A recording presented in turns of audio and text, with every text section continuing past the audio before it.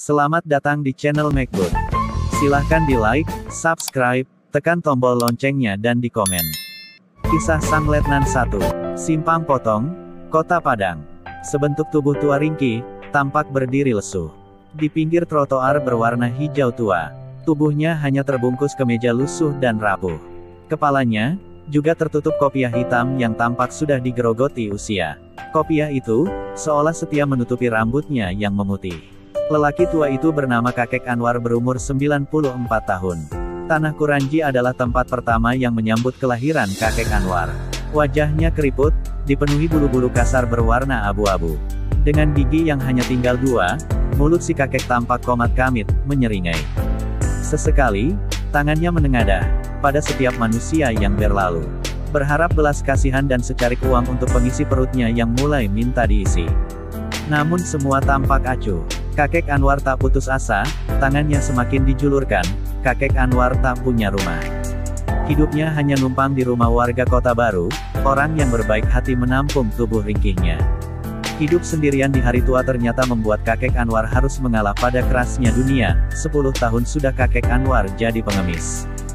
Hanya menengadahkan tangannya, itulah cara Kakek Anwar bertahan hidup. Maklum, usia yang hampir 1 abad tak ada yang bisa dikerjakannya. Tulangnya rapuh, jangan tanyakan keluarga pada Kakek Anwar, sebab itu hanya akan membuatnya menangis. Saya tak punya keluarga, istri saya sudah meninggal tahun 1960.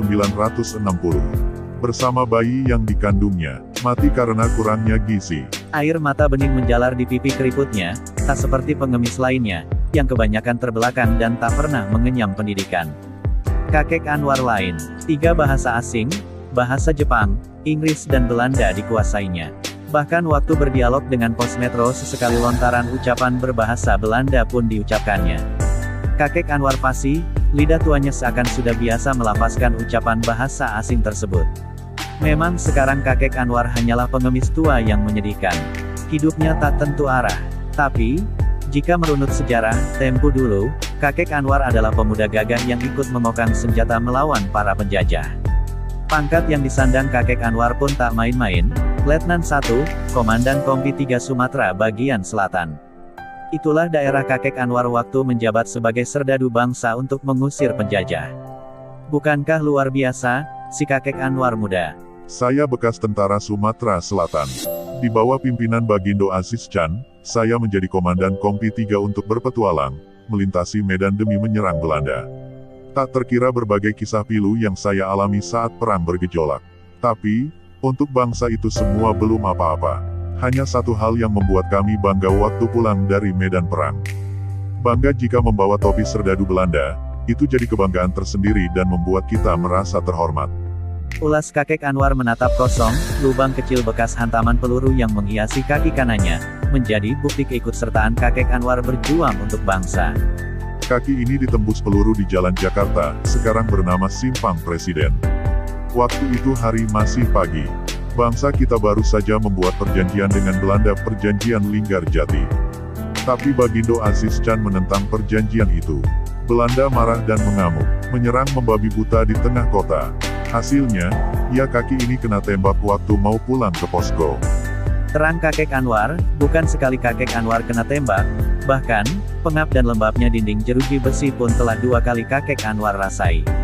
4 tahun saya di Bui, tertangkap waktu bergerilya, dari Padang dengan tujuan Payokumbuh yang waktu itu, tahun 1946 sedang bergejolak.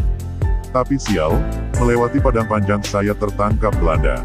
Waktu itu, peluru habis sementara kaki saya masih terbalut secarik kain yang menutupi lubang timah panas. Saya digiring, kaki dirantai, diberi golongan besi. Penjara dulu, bukan seperti sekarang. Dulu, tangan diikat kawat berduri, kaki diikat dengan rantai yang diberi golongan besi.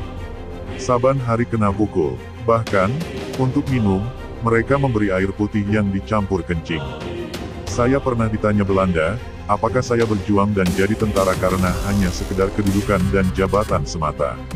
Saya jawab aja apa adanya, aku berjuang untuk negara, bukan kedudukan.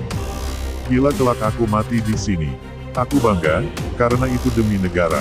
Ungkap Kakek Anwar mencoba merunut kembali petualangan masa lalunya, soal nasionalisme. Kakek Anwar bak, si naga bonar, walau tua tapi kecintaannya pada Indonesia tak pernah surut. Terus berkobar. Kakek Anwar mengingat kembali peristiwa itu yang masih segar dalam ingatannya. Kemerdekaan pun sepenuhnya diraih Indonesia. Namun tak begitu bagi kakek Anwar, tak ada penghargaan yang diterimanya. Pengorbanan dan perjuangannya yang dikibarkannya seorang Anwar seakan dilupakan.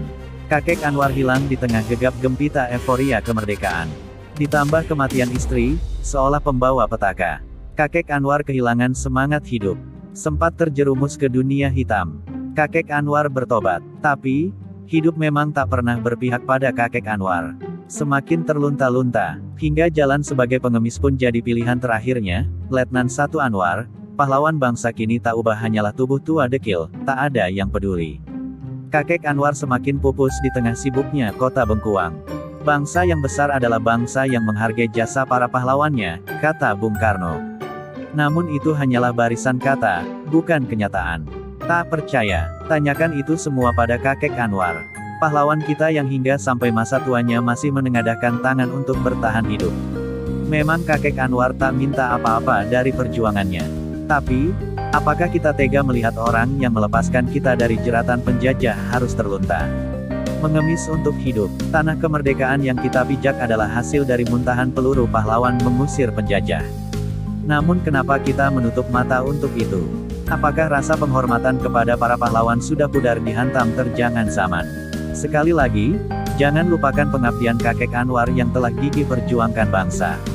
Sekarang ia telah pergi dengan tenang, tidak ada lagi beban hidup yang menghimpitnya.